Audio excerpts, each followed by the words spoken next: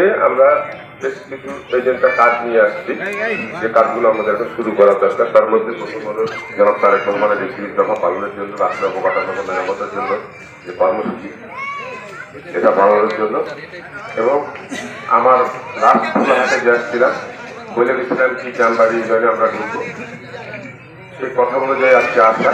এবং আমরা next centre committee, যেটা আমরা ভোট কেন্দ্র বুথ কমিটি শুরু করবো, এটার আজকে এখানে উদ্বোধন ঘোষণা করছি। ইনশাআল্লাহ আপনারা সবাই সহযোগিতা করবেন। এটা আপনাদের কাছে আমার গুরুত্ব সহকারে একটা মেসেজ। আপনারা জানেন বাংলাদেশে আন্দোলনের জন্য কথা বলছে কি ভোট ফাটালি নিয়ে। আমরা এর আগেও নাটোর, জোহার, গোমস্তাপুরে ভোট করেছি। 18 সালে আপনারা আমাকে বিজয় করেছিলেন, ধারাশিসকে বিজয় করেছিলেন। আগামী দিনের জন্য ধারাবাহিকতা ঠিক রাখার জন্য আমাদের যা যা করা দরকার আমরা প্রস্তুত আছি তো ইনশাআল্লাহ, নাকি বলেন আপনারা?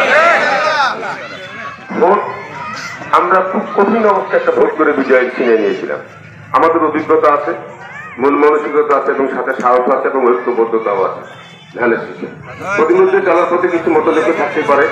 ধানের শীষকে কেন্দ্র করে ধানের শীষকে যদি আপনারা না বাঁচান, বাংলাদেশ জাতীয়তাবাদী দলকে যদি না বাঁচান, আগামী দিনে বাংলাদেশ এই রাষ্ট্রটা থাকবে কিনা সন্দেহ। গত 15-17 বছর যে অবস্থা গেছিল, আবার একটা ষড়যন্ত্র কিছু জায়গায় কিন্তু আপনারা সবাই বুঝেন, আমার সাথে অনেক ভালো বুঝেন আপনারা।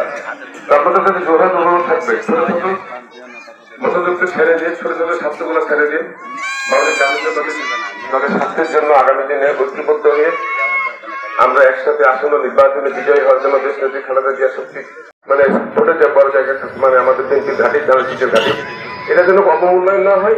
এবং এটা ঠিক রাখার জন্য আমার চেষ্টারও ত্রুটি নাই, ভুল মধ্যে জীবনে হয়েই থাকে।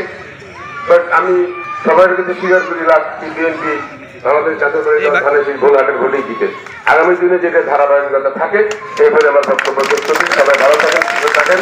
আসসালামু আলাইকুম। বাংলাদেশ জিন্দাবাদ, খালেদা জিন্দাবাদ, তারেক রহমান জিন্দাবাদ, শহীদ প্রেসিডেন্ট জিয়া রহমানের